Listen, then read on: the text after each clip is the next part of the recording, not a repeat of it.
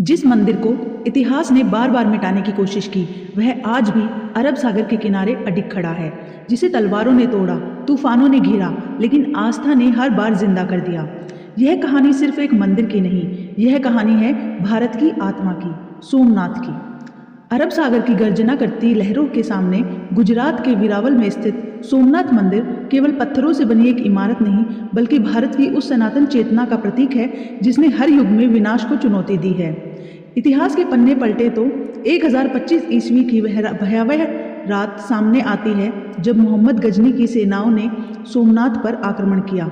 हजारों श्रद्धालु मारे गए, अपार धन लूटा गया और शिवलिंग को खंडित करने का प्रयास हुआ।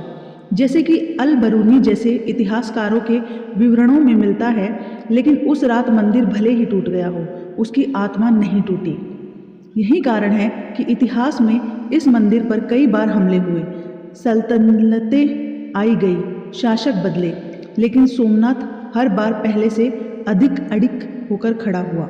स्कंद पुराण के अनुसार यही वह पवित्र स्थल है जहाँ चंद्रदेव ने दक्ष प्रजापति के श्राप से मुक्ति पाने के लिए भगवान शिव की कठोर तपस्या की थी, और शिव की कृपा से यही पहला ज्योतिर्लिंग प्रकट हुआ, जिसे सोम के नाथ यानी सोमनाथ कहा गया। इसी वरदान के कारण चंद्रमा का घटने बढ़ने का दिव्य चक्र आज भी इस कथा का याद दिलाता है। पुराणों में भी यह वर्णन मिलता है कि यह मंदिर हर युग में अलग अलग स्वरूप में बना है। सतयुग में स्वर्ण का, त्रेता युग में रजत का और द्वापर युग में चंदन से निर्मित। हालांकि इन मंदिरों में भौतिक प्रमाण आज भी रहस्य बने हुए हैं।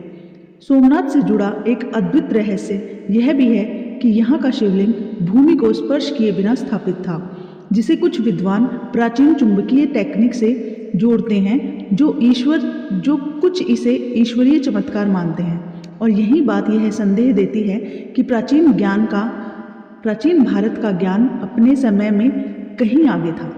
महाभारत में वर्णित श्यामंतक मणि को लेकर भी मान्यता है कि वह कभी इस धाम से जुड़ी थी, लेकिन 1025 के आक्रमण के बाद उसका कोई ठोस प्रमाण नहीं मिला, जिससे यह प्रश्न आज भी जीवित है कि क्या वह मणि आज भी कहीं छुपी हुई है या केवल आस्था का प्रतीक बनकर रह गई है।